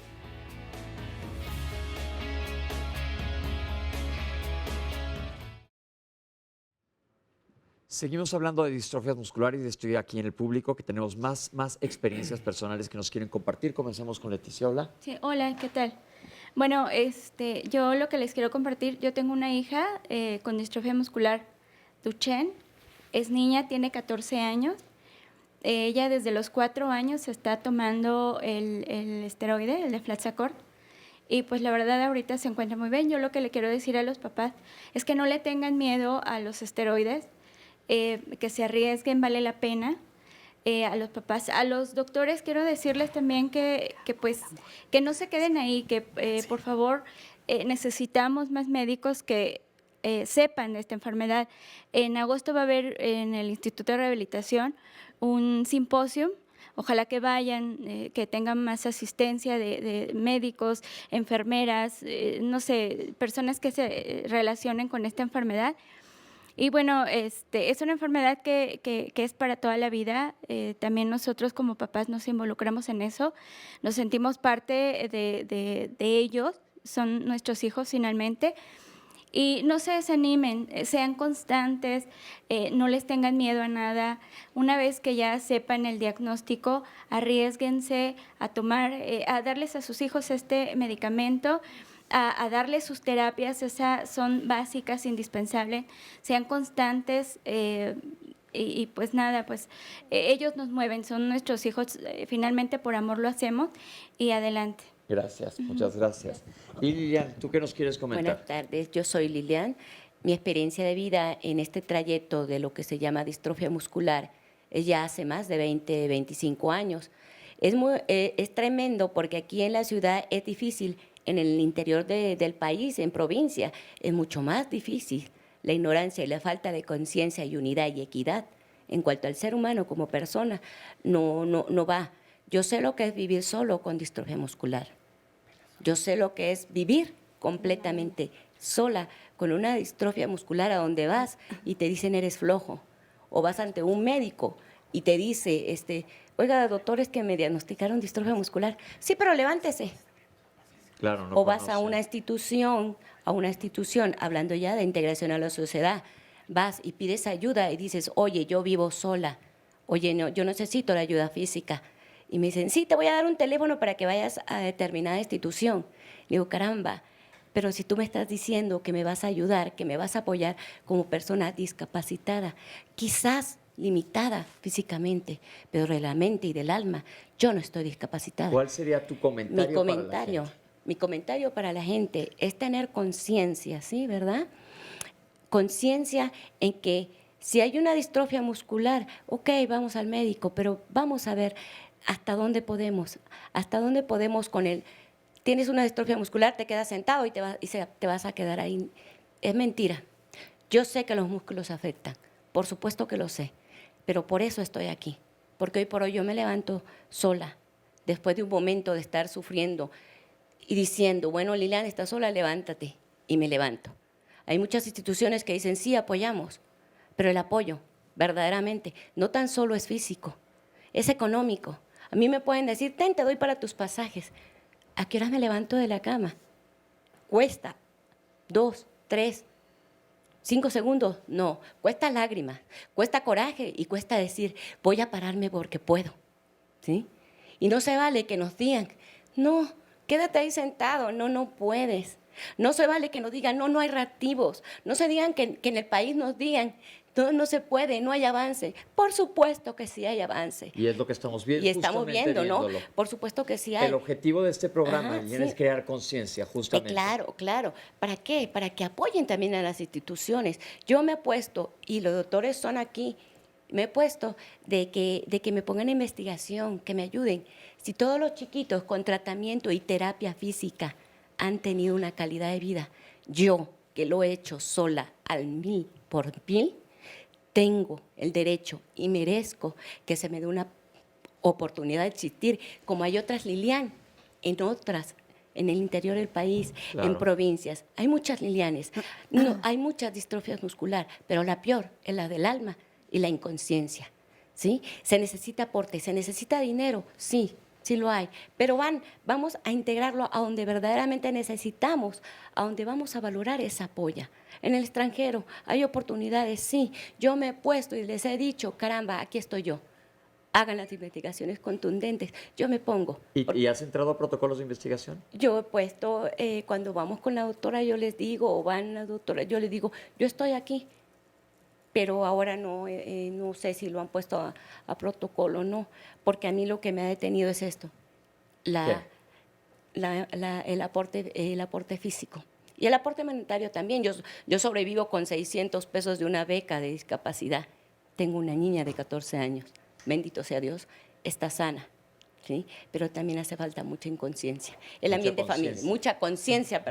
El ambiente familiar es importante. La unidad familiar, la calidad que le demos a las personas, el decirle, sí te doy mi mano, pero no nada más se la dejes extendida, tómasela, agárrasela y vamos de la mano. Ok, yo te llevo a tu consulta, vamos, te acompaño. ¿Sí? Tanto en asistencia médica, tanto en terapeutas también. Abrirse a poder decir, vamos a mejorar, no nos vamos a estancar. ¿Sí? Y yo abro en el nombre de mío y de otras personas de otros pacientes que quizás no pudieron venir, ¿sí? Gracias. Yo les agradezco pero no todo es técnico. La situación emocional ayuda. Es lo que han comentado. Y es importantísimo. Importantísimo. Tenemos una cápsula para ver lo que es la rehabilitación. Vamos a verla. Gracias. Básicamente los principales ejercicios que manejamos con las personas con distrofia muscular son 3. Los ejercicios de movilización, los ejercicios de estiramiento y en algunos casos el posicionamiento postural. Algunos tipos de distrofia son susceptibles de mantener el tono muscular y se hace fortalecimiento, pero es mínimo, o sea, es un fortalecimiento que nosotros manejamos submáximo. Y no es pesa ni es demasiado esfuerzo al músculo, es para mantenerlo básicamente. Nosotros manejamos varias modalidades de tratamiento fisioterapéutico. Aquí en gimnasio manejamos ejercicio y nos tenemos que apoyar de agentes físicos como la hidroterapia. En hidroterapia usamos el agua con fines terapéuticos en tinas pequeñas donde podemos colocar si son niños o en tinas más grandes que son tinas de inmersión total, que se llaman tinas de Hubbard.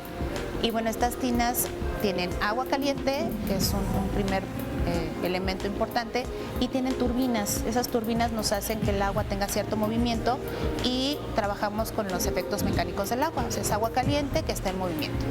Eso nos facilita la relajación muscular. ¿Qué queremos lograr con el trabajo en fisioterapia? Bueno, básicamente mejorar la elasticidad de los músculos, mejoramos la alineación postural, tratamos de que las pérdidas que vaya teniendo sean, digamos, las menos posibles y tratar sobre todo de que sean funcionales. Nosotros trabajamos en el instituto programas de 10 sesiones y cada sesión aproximadamente abarca de 1 hora a 45 minutos en terapia física, pero reciben otros servicios como terapia pulmonar y terapia ocupacional, que se trata que sean en el mismo día para que no tengan que venir en otras ocasiones.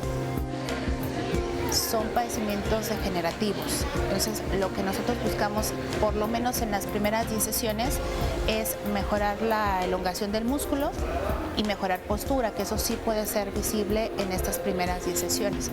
Posteriormente se le enseña al familiar, porque este es un trabajo constante, tienen que estar trabajando con ellos de manera permanente para que, pues digo, los beneficios se mantengan, ¿no? Lo poco que pueda obtener o lo mucho que pueda obtener continúe y bueno, sean partícipes todos, ¿no? La familia, el paciente y pues todos los que estén a su alrededor.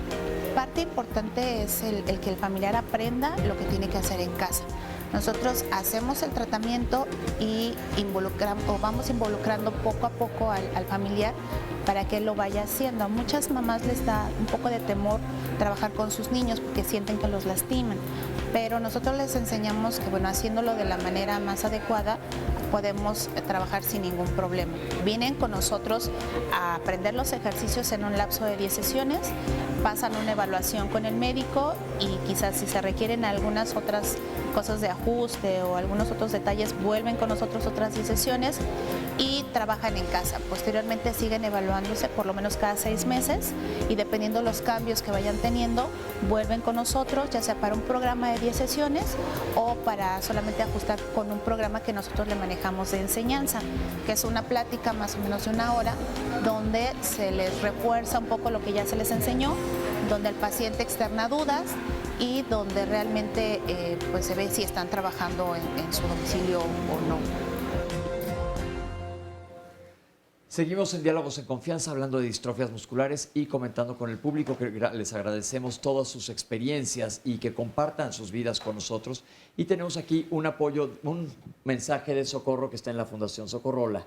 Sí, hola, buenos días. Bueno, primeramente, gracias por este espacio. 27 años de lucha de la Sociedad Mexicana de Distrofia Muscular, que es una asociación civil, no lucrativa, en donde el principal objetivo ha sido y es el brindar la atención a los pacientes con distrofia muscular, principalmente pacientes con enfermedades neuromusculares en general, principalmente distrofia Duchenne, de manera particular y mediante instituciones públicas y también privadas, en donde lo que se busca es mejorar la calidad de vida, dar un acompañamiento tanto a los pacientes como a los familiares, como ya se ha dicho aquí, como dijeron personas del público, ¿verdad? Es un camino. ¿Se puede acercar cualquier persona? Se puede acercar cualquier persona. ¿Cuál es la página? La página es la de distrofia que ya ha salido aquí, se ha mencionado, la están pasando. Okay. Y estamos ahora instalados en el Instituto Nacional de Rehabilitación, Perfecto. que es una de nuestras fortalezas donde se puede llevar a cabo un diagnóstico, un tratamiento, un acompañamiento psicológico, emocional, que es muy importante también. Y bueno, ya Eva y algunos de los pacientes que han dicho aquí, es importante el que esto pueda llegar a más, el que alguien del público dijo que los médicos sin cerebro, no es que no haya cerebro, es que hay desconocimiento, y es una de las luchas de la sociedad poder llevar esto a las escuelas, difundirlo al público en general y que podamos tener más apoyo y más ayuda para que se pueda realmente dar el seguimiento en ayudas. La sociedad da ayudas para férulas, algunos aparatos ortésicos, también para pacientes que no tienen el poder adquisitivo y que no pueden comprar el medicamento, se les da también ayuda a pacientes que puedan tener el medicamento. Y bueno, tenemos muchos sueños y proyectos ahí, dentro de ellos el poder llegar a difundirlo más, que haya conocimiento. Para eso la sociedad, en conjunto con la doctora Escobar y el hospital que nos apoya, es el hacer los cursos, el poder llegar a médicos, el poder llegar a escuelas, el poder llegar a más gente para que esto pueda difundirse y conocerse más. Muchas gracias, Socorro. Oscar, ¿tú nos quieres comentar algo sobre la conciencia escolar? Sí, la conciencia escolar. Miren, buenos días, me llamo Oscar Alfredo, y lo que pasa es que yo tengo un hijo con Duchenne, y yo no tengo ningún problema con asociaciones. A mi hijo lo trata el Teletón y el Hospital 20 de Noviembre y nunca he tenido ningún problema. Le están dando rehabilitación pulmonar, física, en tanque, en todo. Lo que pasa aquí, yo tengo un problema con las escuelas. Cuando ha estado mi hijo, no hacen adecuaciones al sistema educativo, no nada más porque tenga esa enfermedad. Hay muchos niños con muchas enfermedades y su aprendizaje no es el mismo a un niño normal. Y los maestros no lo saben, o sea, realmente no hay conciencia de que ellos aprenden un poquito más lento y tienen que hacer una adecuación a su sistema de trabajo, y no lo hacen, y lo saben, pero no lo hacen. ¿Qué puedo hacer ahí a los especialistas? Les pregunto. Por un lado, aquí nosotros te apoyamos con el programa. Yo te recomiendo que les digas en la escuela que vean este programa. Nos han dado mucha información los especialistas, y además en las redes sociales lo vamos a poner también en Facebook y en Twitter, para que, como dicen, todo ha sido básicamente crear conciencia. Doctores, ¿qué le decimos a Oscar? Bueno, yo creo que es importante esto, y este problema que, como comenta el señor, lo padecen muchos pacientes, sobre todo los de pequeños, no solamente Duchenne, sino distrofias congénitas o algunos que están en la edad pediátrica, porque desafortunadamente a veces no tenemos la conciencia de saber y enterarnos qué es la enfermedad. Tenemos algunos problemas con que los maestros no cambian el salón de un primer piso a una planta baja, que a mí se me hace absurdo, porque los niños no pueden subir escaleras, y entonces lo fácil sería trasladar el salón a una planta baja. Claro. O simplemente nosotros lo que hacemos es tenemos un manual que traducimos que ya está traducido de una sociedad internacional de Estados Unidos, en donde para la escuela, para cómo puedan ellos entender a los pacientes con enfermedades neuromusculares, se los proporcionamos a los papás. En ocasiones hemos ido a dar pláticas. Ahorita, a través de la Sociedad de Distrofia, queremos hacer como un programa de ir a las escuelas, pero a veces es insuficiente. O sea, en todo México, en todos los estados de la República, las asociaciones están picando piedra. Sin embargo, los maestros tienen que también ser un poquito abiertos, claro, porque ha tenido que haber cartas para decirles, cuidado, o sea, los pacientes necesitan ser rehabilitados con la atención escolar. De hecho, algunos papás han sacado a sus niños de las escuelas porque no tienen el apoyo, y eso es muy triste. Claro. Que educación pública no empieza a entender que los niños tienen que ser incluidos, pero no solamente con una educación especial que antes se podía dar, que son niños que pueden tener un problema cognitivo, sí, porque Duchenne puede tener un problema cognitivo, pero a lo mejor son inteligentes. Claro. La cosa aquí es, volvemos a lo mismo, crear conciencia para que se logre despertar esta llama que decimos nosotros y correr la voz. Oscar, ya no tendríamos por qué encontrarnos en una época así, es decir, si un profesor de educación física cree que porque no pueden levantar una pelota son flojos, hace falta sensibilidad. Claro. Es la verdad. Marjorie Brusual nos dice, a mi hija la diagnosticaron con hipotonia muscular e hiperlastitud. Esto es degenerativo, se puede sobrellevar. Ella, de 5 años, le detectaron a los 6 meses. Último diagnóstico hace 4 años, pero actualmente le cuesta correr, saltar, subir escaleras y es ayudada por el barandal. Tiene 5 años, se le diagnostica hipotonia a los 6 meses y a los 4 años hiperlastitud. ¿Se le puede ayudar con alguna vitamina, enzima o algo para ayudar a fortalecer? Ella ha mejorado, pero le cuesta trabajo correr, saltar, tomar el lápiz, subir escaleras con apoyo, etcétera, etcétera. Karina Rojas, es horrible esta enfermedad y el hecho de pensar que mi bebé la tenga me da mucho miedo. Él tiene 1 año y medio y aún no camina, solo gatea. Yo tuve 2 hermanos con distrofia de Duchenne y sé lo que tengo que hacer, es un estudio para saber, pero no me atrevo, no tengo el valor, porque también tuve un primo, y por cierto, veía a la doctora Escobar, que está aquí en el programa, pero bueno, el diagnóstico tardío evidentemente lo que va a ayudar es a que no tenga mejor calidad de vida. Por eso, pues mejor, yo sé que da miedo, pero lo mejor es llevarlo ya. Tenemos que hacer una pausa y regresamos con más dudas aquí en Diálogos en Confianza.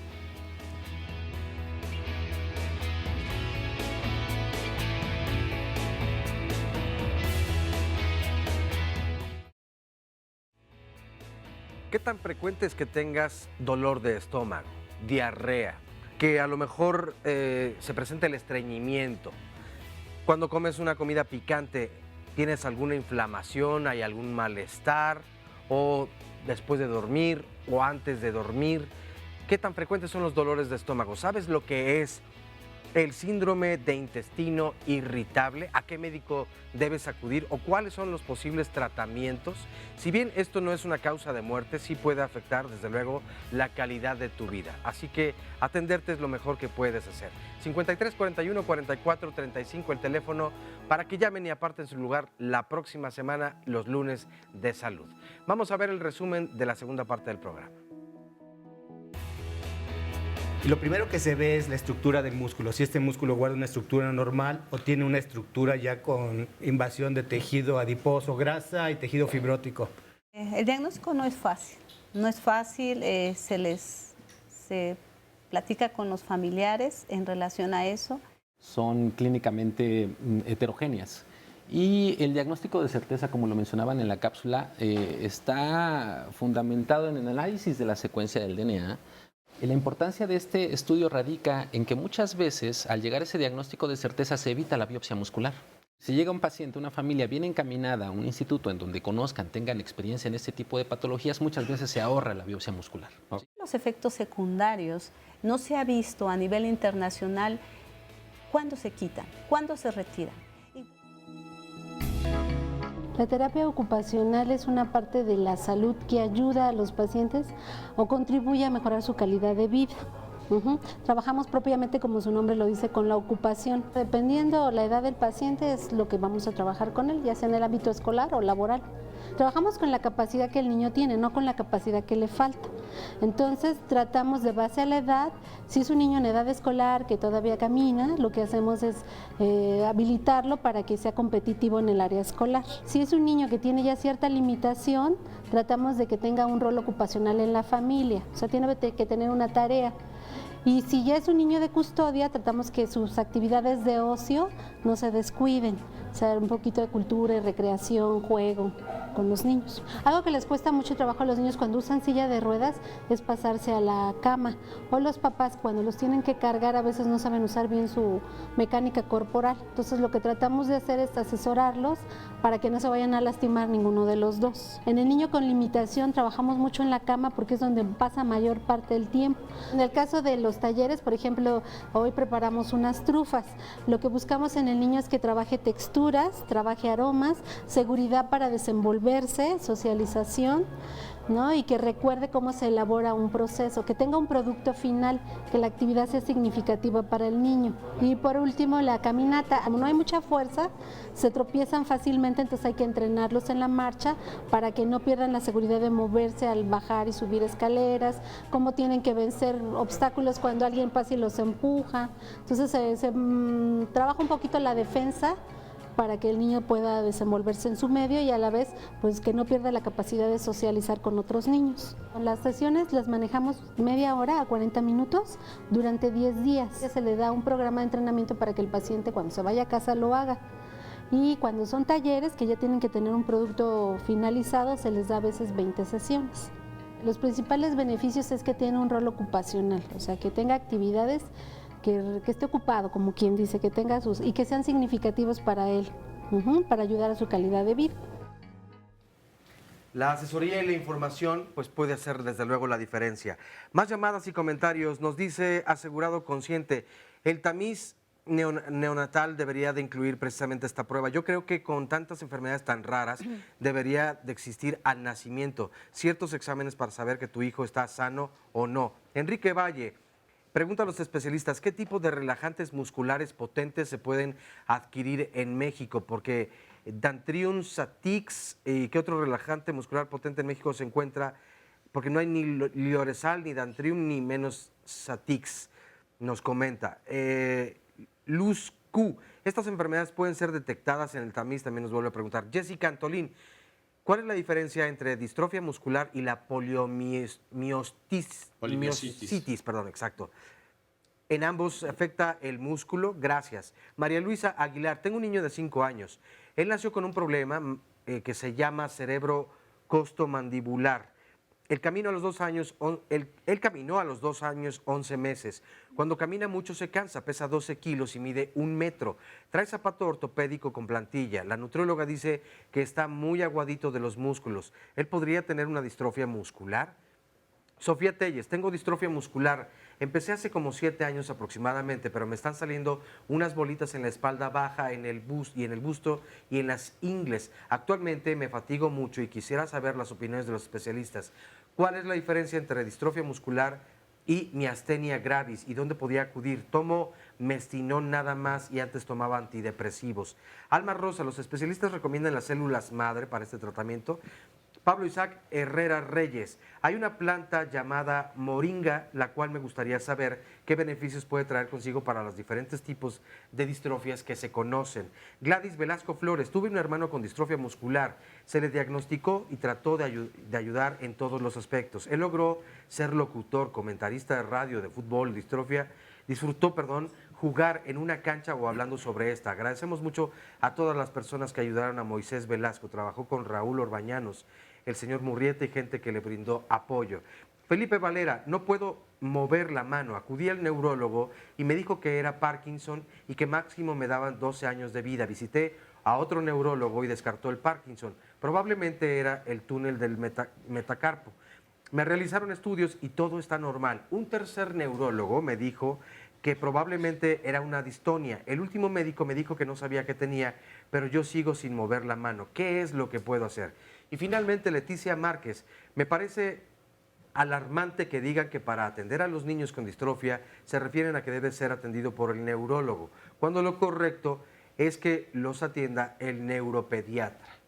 Okay, bueno. Hay muchas más preguntas, pero bueno, tenemos acá pendientes varias más. Bueno, de todas maneras vamos a dar velocidad, que se nos está acabando. Quisiera que cada uno diera uno de los mensajes que se quedaron con ustedes antes de tratar de contestar todo esto, doctor.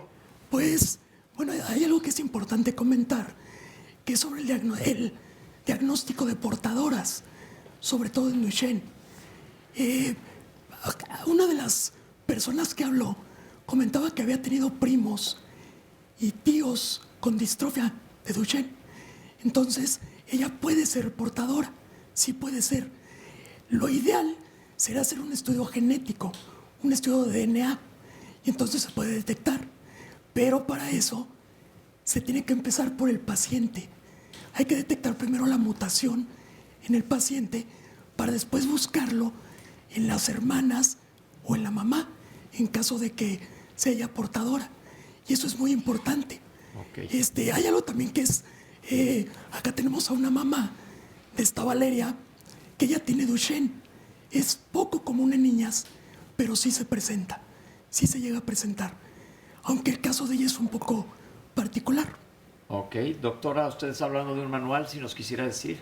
Bueno, yo quiero hacer hincapié en que no hay una guía clínica en México para el diagnóstico y el tratamiento de distrofia muscular Duchenne, y es bien importante. Nosotros nos basamos en una guía internacional o en las guías que están en los hospitales propios. Sin embargo, nosotros solicitamos que CENETEC, desde hace 2 años, estamos solicitando que se elabore una guía clínica para el tratamiento, sobre todo de distrofia muscular Duchenne, que es base para que no solamente el neuropediatra, el médico general, el pediatra, los rehabilitadores, todos los médicos que vean a los pacientes con distrofia muscular Duchenne sepan cómo diagnosticarla, que hay un tratamiento de esteroides y que también ahorita van a hablar un poquito de los tratamientos probables dependiendo del tipo de alteración genética que se pueda dar. Entonces, que nos apoyen para poder realizar esta guía clínica para distrofia muscular. Gracias, doctora. ¿Doctor? Sí, ya hablaba la doctora Escobar hace rato que no todos los pacientes se les puede dar esteroides, porque hay un tipo de distrofia que se les da esteroides les va peor. De hecho, es nocivo darle esteroides.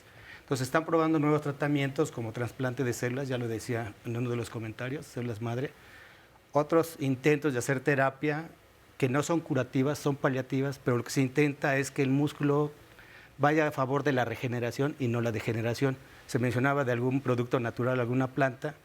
Hay varios grupos, incluidos nosotros, estamos tratando de ver productos de origen natural que tienen la capacidad, de parecer, de mandar el balance hacia regeneración y no degeneración. Es decir, se está investigando sobre el tema. Y siento que ahí debería de enfocarse también mucho, que hay investigación, hay grupos que están investigando, deberían de probarse todas las posibilidades para el tratamiento de las distrofias musculares. Ya lo decían, exacto, como lo decían aquí en el panel, porque la gente siente o la sensación es que no se hace nada. Lo que pasa es que se intenta, es difícil, pero ahora hay productos naturales que parece ser que podrían estar favoreciendo la regeneración en contra Es decir, hay protocolos de investigación que se está buscando de manera lo más natural posible regenerar el músculo en vez de que se distrofie.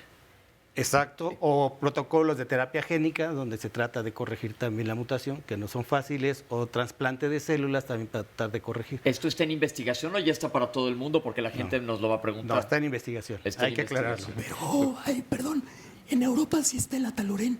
Ah, sí. Hay un medicamento que produce, se le da al paciente y produce un poco de distrofina.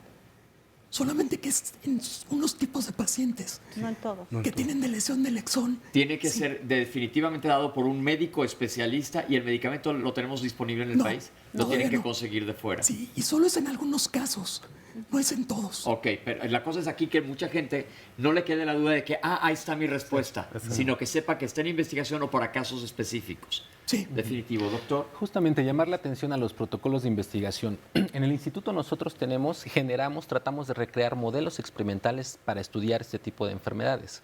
Modelos experimentales basados en líneas celulares o incluso en modelos animales. Generalmente se utilizan ratones transgénicos, en donde potencialmente lo que buscamos es analizar, explorar los efectos de la terapia génica o estos productos naturales que menciona el doctor Coral. En este momento, estamos generando esos modelos experimentales de estudio, pero también es importante algo que mencionaba la gente del público. Es importante la participación de los pacientes. Sin su ayuda, sin su apoyo, no podemos avanzar en la investigación. Una cosa es conocer la mutación, el origen de la enfermedad, pero otra cosa es conocer cómo se comporta al interior de la célula. Para ello generamos esos modelos experimentales, pero también necesitamos de la participación de ustedes, con muestras de sangre que se recluten en protocolos clínicos, en ensayos clínicos, para conocer la evolución, características específicas. Si bien no vamos a encontrar la cura, probablemente sí podemos mitigar algunos aspectos muy, que el paciente le sean molestos en el momento, ¿no?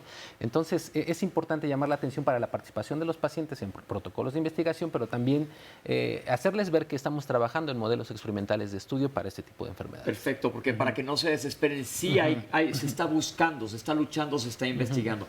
Vamos a tratar de contestar lo más que se pueda, lo más breve posible. Ya se me contestó el primer comentario. ¿El ácido fólico en el embarazo o la falta de él tiene que ver con esto, sí o no? No, perfecto. ¿Cuál es la diferencia entre atrofia y distrofia? Lo que pasa es que distrofia es afectación del trofismo del músculo y atrofia es una pérdida del músculo. Ok, perfecto. Ya se habló del apoyo psicológico y la desesperación que causa esto. Ya se habló también de la distrofia miotónica, cómo relajar el músculo. Paciente que tiene 65 años, se habló sobre todo de niños. ¿Puede aparecer a cualquier edad la enfermedad? Sí, pero algunos tipos de distrofia, Duchenne solo es en la infancia. Pero algunos sí pueden ser en edades más avanzadas, porque hablaron más de 2 o 3 personas que tenían ya edades avanzadas. Entonces puede presentar tardíamente. De hecho, es otro tipo de distrofias, no es Duchenne, pero no tienen a lo mejor un diagnóstico. Ok, ¿el aparato que alguien le pusieron que da pulsaciones hacia los músculos funciona? Pues hay estimuladores eléctricos en donde se puede mantener el trofismo del músculo. En este caso no sé cómo se lo insertaron, porque dicen que se lo insertaron. Nada más dicen eso, pero ¿existe algún tratamiento aprobado que sea por estímulo muscular? Terapia física lo utilizan, pero hay que tener cierto cuidado porque se puede desgastar el músculo. Entonces hay que tener cuidado. ¿Diferencia con Guillain-Barré? Toda. Guillain-Barré es una parálisis ascendente que tiende a subir y luego a bajar, pasan un tiempo en el hospital, pero no tiene nada que ver con esta enfermedad. Otro tema. ¿Cómo saber cuál de las distrofias es? Ya se habló ampliamente, muchas de las preguntas ya se contestaron a lo largo del programa. ¿Se puede prevenir estas enfermedades? No. Tal vez se puede detener la progresión de alguna forma. de tener la programación. Ahora es importante el asesoramiento genético para tomar decisiones informadas dentro de una familia afectada. Ok, sí, por si embarazarse o no. Claro. Pero eso en cuanto a prevención de que algo pueda hacer un paciente para prevenir que aparezca, no existe. No. Ok. ¿Cuál es la diferencia entre hipotonía muscular y degeneración? Pues hipotonía es que los niños o los pacientes están aguaditos. Ajá. Y hipotonía puede ser por muchas enfermedades. O sea, es muy difícil. Hay otra pregunta adelante, que el niño está aguadito, tiene hipotonía. Habría que verlo. Habría que verlo para dar un diagnóstico no podemos específico decir y ahorita adecuado. qué tiene. ¿Qué le dicen a la mujer que habló que tiene miedo de hacerlo? Tiene familiares. Es esta paciente a la que me refería. Como tiene familiares, es posible que sea portadora, pero tendremos que verla. Definitivamente. Sí. Ahora sí que al toro por los cuernos, el miedo no va a evitar que desaparezcan las cosas, sino las cosas van a estar ahí. El miedo es evasión. O sea que hay mucha información, aprovéchala. Definitivamente. Y sobre todo, tempranamente se pueden hacer muchas intervenciones y la calidad de vida va a ser mucho mejor. Mientras más temprano se diagnostique, más fácil. Nosotros no damos tratamientos aquí en el programa y lo recomendamos que nunca sigan tratamientos ni por internet ni por recomendaciones, sino que cada caso sea específico para la persona que pregunta sobre relajantes musculares. ¿Existen los mismos en todo el mundo? Bueno, lo que pasa es que para distrofia muscular, en este caso, no, solamente miotónica, pero son cosas específicas. Y habría que ver con su médico cuál es Sí. el relajante que le toca a este paciente para darle un tratamiento específico. Sí. Diferencia con polimiositis. Pues toda, lo que pasa es que la evolución es aguda y esto sería distrofia de cinturas. De hecho, rápidamente se confunde un tipo de distrofia de cinturas con polimiositis y es bien importante porque se les da esteroides a las polimiositis y les va muy bien, mejoran y recuperan totalmente, y la distrofia le va peor con los esteroides. En este caso, esteroides no, por eso Duchenne y BIP, que era la mejor, esteroides. Las otras distrofias no esteroides. No, vuelvan con tu médico. Polimiositis es una enfermedad reumatológica donde se crean anticuerpos que afectan al músculo y va asociada a dermatomiositis, generalmente afectando la piel. Una persona que refiere que le han salido bolitas que sufre esta enfermedad, pues habría que ver qué son las bolitas. ¿Las células madres sirven? Están en experimentación. Está en el protocolo de experimentación y es una posibilidad. Ok, ¿la moringa, que es una planta, sirve? No sabemos. No se sabe tampoco. Cuando lo confunden con Parkinson, no puede mucho mover la mano. ¿Qué le recomendamos a este paciente? Que va a haber un buen doctor. Que vaya al Instituto de Rehabilitación. Se nos acabó el tiempo, Oscar. Mil gracias. Muchas gracias y muy buen día. A todos nuestros panelistas, gracias. Perdón por la corretiza del final de este bloque, pero se nos acaba el tema. Es muy común que nos ocurra esto. Les agradecemos a toda la gente que nos está viendo en casa por todas sus preguntas, enriquecen el programa, y también a toda la gente que vino al público. Gracias por acompañarnos. Nos vemos a la próxima. Esto fue Diálogos en Confianza. Muchas gracias.